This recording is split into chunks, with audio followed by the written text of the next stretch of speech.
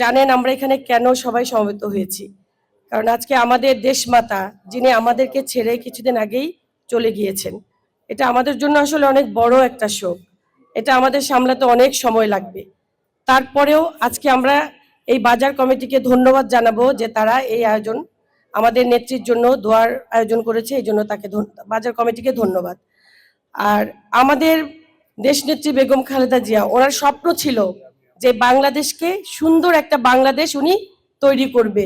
ওনার এই স্বপ্নটা ছিল, কিন্তু উনি পারেনি লাস্ট পর্যন্ত পূরণ করে যেতে। কিন্তু উনি এই 13 আসনে এই স্বপ্নটা বাস্তবায়ন করার জন্য আমাদেরকে দিয়ে গিয়েছে ধানের শেষের কাণ্ডারি ববি হাজ্জাদ ভাইয়াকে, যে ওনার হাত দিয়েই 13 আসন ঠিক যেমন চেয়েছে আমাদের নেত্রী সেরকম ভাবে গড়ে তুলবে।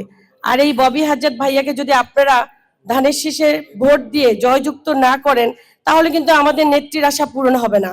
এটা কিন্তু ববি ভাইয়ের স্বপ্ন না, এটা আমাদের দেশ মাতার স্বপ্ন। তাহলে ওনার স্বপ্নটাই পূরণ করার জন্য কিন্তু আজকে ববি ভাই লড়াই করছে।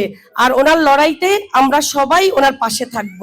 আর ওনার পাশে থেকে ওনাকে জয় করে আমাদের নেত্রীর স্বপ্ন আমরা পূরণ করব ইনশাল্লাহ।